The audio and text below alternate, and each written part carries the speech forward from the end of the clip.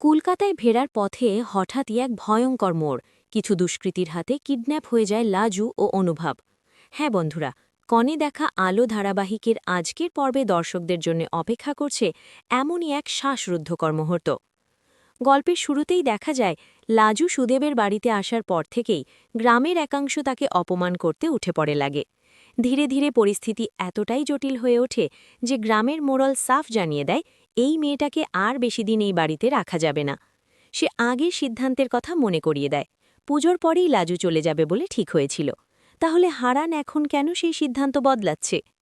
এর উত্তরে সুদেব দৃঢ় স্বরে জানিয়ে দেয় লাজু তার স্ত্রী, আর তার স্ত্রী কোথাও যাবে না, এই বাড়িতেই তার জায়গা। ঠিক সেই সময় সেখানে এসে হাজির হয় মহাজন ও তার ছেলে সানি। তারা আবারও গ্রামের লোকজনকে উত্তেজিত করতে শুরু করে। সানি হুমকির সুরে বলে, আগেই বলা হয়েছিল এই মেয়েটা এখানে থাকতে পারবে না, তবু এত সাহস তোমরা পাও কোথা থেকে?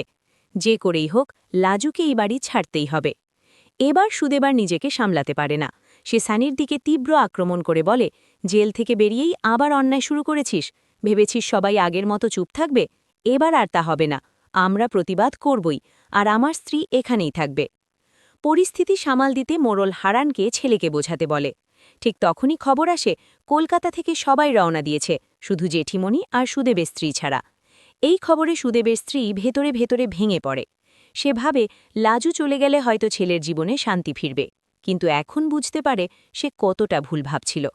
তার আশঙ্কা লাজুকে ঘিরেই আরও ঝামেলা আসতে চলেছে। অন্যদিকে কলকাতা ফেরার পথে অনুভবদের গাড়ি মাঝ রাস্তায় হঠাৎ বিকল হয়ে যায়। বারবার চেষ্টা করেও গাড়ি স্টার্ট নিচ্ছে না। এতে অনুভব প্রচণ্ড বিরক্ত হয়ে পড়ে। সে বলে, রাস্তার অবস্থাও খারাপ, গাড়িটাও ভরসার নয়, কলকাতায় ফিরেই এটা বদলাতে হবে। ঠাম্মি তাকে শান্ত করার চেষ্টা করে। বনলতা বোঝায়, এই গ্রাম থেকেই তো অনেকেই শহরে গিয়ে নিজের জায়গা তৈরি করেছে, লাজুও পারবে। কিন্তু তখন অনুভবের মাথায় এসব ঢোকার মতো অবস্থা নেই। সেই শুধু জানতে চায় কিভাবে দ্রুত লাজুর বাড়িতে পৌঁছানো যায়। গ্রামের এক ব্যক্তির সাহায্যে শেষমেশ গাড়ি চালু হয়, আর সবাই আবার সুদেবদের বাড়ির দিকে রওনা দেয়। এদিকে বাড়ির ভেতর উত্তেজনা চরমে। লাজু নিজেই প্রশ্ন তোলে, যদি তার জন্যেই এইসব সিদ্ধান্ত নেওয়া হয়ে থাকে, তাহলে সে যাবে কোথায়, কার কাছে থাকবে? মোড়ল কোনো পরিষ্কার উত্তর দিতে না পারলে লাজু জানিয়ে দেয় বিয়ের পর আর বাবার বাড়িতে ফেরার প্রশ্নই ওঠে না, তার জায়গা এখন স্বামীর কাছেই। সানি তখন অপমানজনক মন্তব্য করে ডাকাতির ঘটনার প্রসঙ্গ টেনে লাজুকে গ্রামে থাকার অযোগ্য প্রমাণ করার চেষ্টা করে। লাজু পাল্টা প্রশ্ন তোলে, আজ যদি আমার সঙ্গে হয়, কাল অন্য কারো মেয়ের সঙ্গে হবে না তার কি গ্যারেন্টি? তখন তোমরা কি করবে? ঠিক সেই মুহূর্তে বনলতার উপস্থিতি পুরো পরিস্থিতি ওলটপালট করে দেয়। সে দৃঢ় কণ্ঠে ঘোষণা করে, লাজু এই বাড়িতেই থাকবে, দেখি কে তাকে বের করার সাহস দেখায়। বনলতাকে দেখেই মহাজনের মুখের রং বদলে যায়। বনলতা তাকে তার পুরনো অন্যায়ের কথা মনে করিয়ে দেয়, গ্রামবাসীদের কাছ থেকে নেওয়া অতিরিক্ত সুদের হিসাব। এক মুহূর্ত দেরি না করে মহাজন সেখান থেকে সরে পড়ে।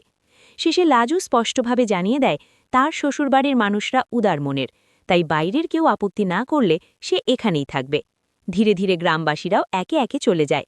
হারান কলকাতা থেকে আসা সবাইকে বিশ্রাম নিতে বলে। অনুভব প্রস্তাব দেয় পরীক্ষার জন্য লাজু চাইলে তাদের সঙ্গে যেতে পারে, কিন্তু কমলা আবেগ ভরে জানিয়ে দেয় লাজু এই বাড়ির বউ, সে এখানেই থাকবে। আর এখন যদি সে চলে যায়, তাহলে আর তাকে এই বাড়ির বউ বলে নানা হবে না। সবশেষে সুদেব ও লাজু দুজনেই দৃঢ় সিদ্ধান্ত নেয়, সব বাধা অতিক্রম করে তারা এই বাড়িতেই থাকবে। বিশেষ করে লাজু, সে আর এক পাও পিছিয়ে আসবে না। গল্পের প্রতিটি নতুন আপডেট সবার আগে পেতে এখনই চ্যানেলটি সাবস্ক্রাইব করুন, ভিডিওতে লাইক দিন আর বন্ধুদের সঙ্গে শেয়ার করতে ভুলবেন না। আবার দেখা হবে পরের ভিডিওতে, ততক্ষণ ভালো থাকুন।